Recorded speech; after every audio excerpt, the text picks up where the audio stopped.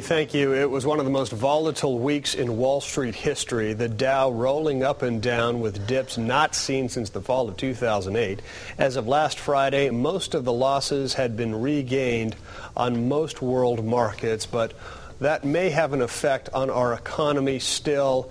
The big part is the Standard & Poor's credit rating downgrade for the United States. That one downgrade may lead to other financial companies' uncertainty as well. So what does that mean for all of us who live here in Connecticut? Radio host Lisa Wexler is here with more on the topic. Good to see you as always, Lisa. Hi, good morning, Logan. So let's talk first about what the Standard & Poor downgrade of the rating for the U.S. economy. We were at AAA and now it's down to a AA plus. Right. What does that mean in general for all of us here? Okay, so there are two distinctions. One was that Standard & Poor's was rating not on the ability of the United States to pay its debts because they mint the money. They can pay all the debts they want. Okay. They downgraded it because of the willingness of the United States to pay its debt.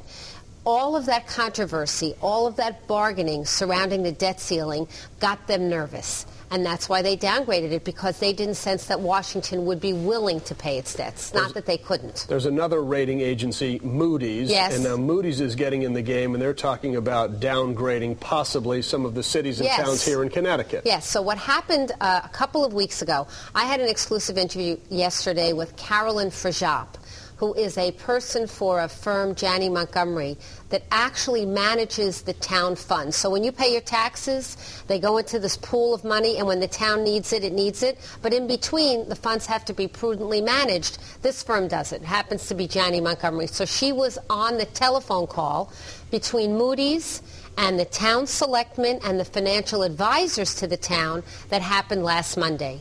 Was organized by Gail Weinstein of Weston. Why was it organized? Because Moody's notified the towns a couple of weeks ago that because of possible cutting of funding of government projects, this is their thinking, that Fairfield County might be susceptible in terms of the income and the revenue produced in Fairfield County, so that would have a trickle-down impact on the towns.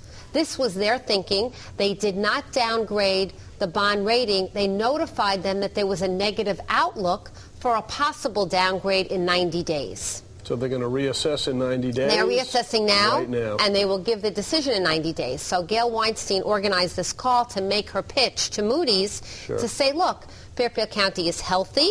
We have plenty of money in the bank. We don't see this reaction, And one of the interesting things was that the sovereign, the United States of America, could have, in fact, a lower bond rating than the towns that are part of the United States of America. The answer to that seemed to be yes, that Fairfield and Weston and Greenwich could retain AAA, even though the United States is AA+. What specific towns in Fairfield? All of them or some of them? You mentioned Two were Westport and Fairfield. Westport has the third highest debt ratio in town, $6,400 a person, in the state. And Fairfield has $3,700 a person. What about New Haven? What about Hartford? What about Waterbury? Interestingly enough, Carolyn asked about that, and they are not at this point even reviewing Hartford and New Haven. They did not think that they were susceptible to government contracts.